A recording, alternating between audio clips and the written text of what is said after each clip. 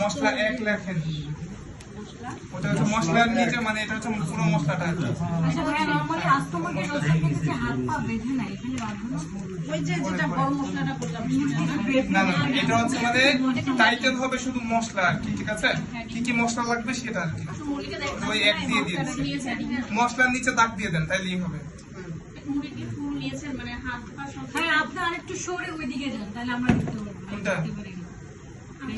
মুরগি আছে অ্যারাউন্ড আমার 1.5 কেজি পরিমাণ এখানে। আর একটু ছোট হইলে ভালো হইতো, 1 কেজি পরিমাণ মুরগি ভালো হইতো, তাড়াতাড়ি শেষ হয়ে যাবে। আচ্ছা, এরপরে 1 কেজির কাছাকাছি নিলেই ভালো হয় বেশি। কি কি আছে মশলা বলেন?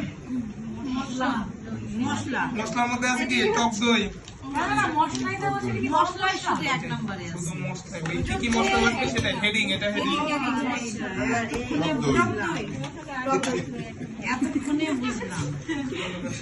এটা ক্লোজ করে রাখি।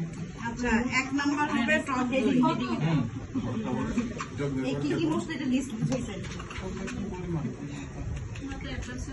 টক দই নিচেটা যে পরিমাণ ওটা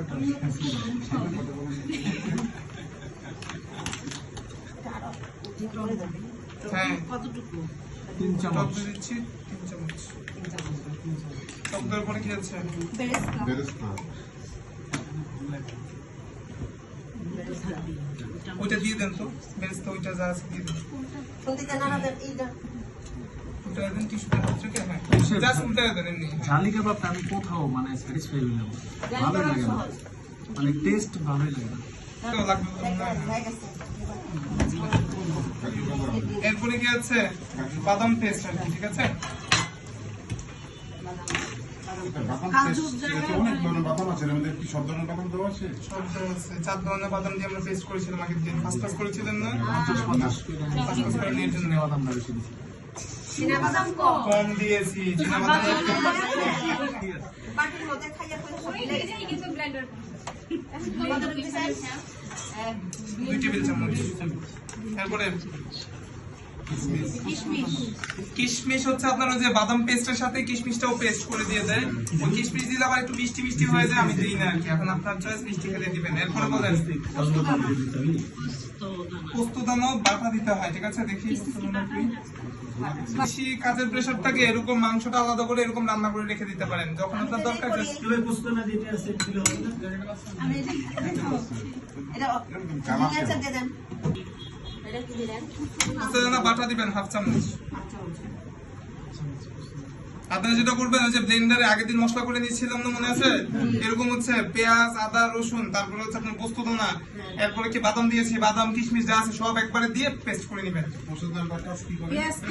এটা হচ্ছে একটা থিপিং এজেন্ট হিসেবে কাজ করে। বেরেস্তাটাও একটু দিয়ে একবারে ইয়ে করে দিতে পারেন, কিশমিশ দিয়ে দিতে পারেন।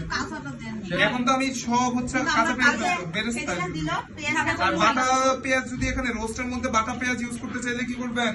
বাটা পেঁয়াজ কি করবে? গ্রেভি বাড়াবে। এখন আমাদের তো এত গ্রেভির দরকার নাই, এর জন্য আমি এখনো তেমন ইউজ করছি না। কিশমিশ হচ্ছে বাটা দিবেন একবারে, আমি দিইনি।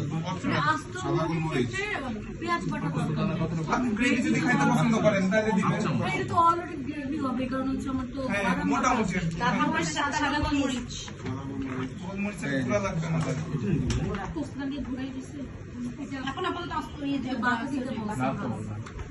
মেথি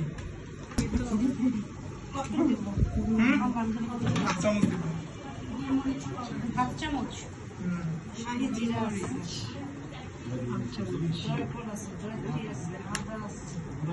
রসুন কেন জানি না এটাতে।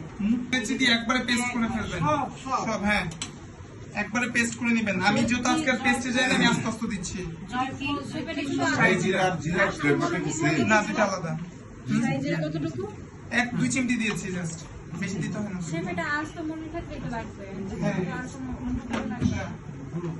সিদ্ধ হয়ে গেছে শিওর? শাহি জিরার সাথে কি দিতে হয় বলেন? মানে শাহি জিরার সাথে কিছু না, মানে যা যা মশলাগুলো আছে সবগুলো একবারে ব্লেন্ডারে দিয়ে পেস্ট করে নেবেন আর কি, তাহলে আপনার সুবিধা হবে। জয়ফলটা যদি তুমি বলছে যে যা যা মশলা বলছে যেগুলো এখন আস্তে দিচ্ছে ভাইয়া কারণ তো ব্লেন্ড করেন এগুলো সব একসাথে করে ব্লেন্ড করে তারপর হ্যাঁ বাদামের সাথে দিয়ে ব্লেন্ড করে ওই যে আমাদের কাজু বাদাম পেস্তা বাদাম বাদামের সাথে মিলায় ব্লেন্ড করে স্যার দিলেন জয়ফল দিয়ে দিতে ভিতরে জয়ফল গ্যাস বেশি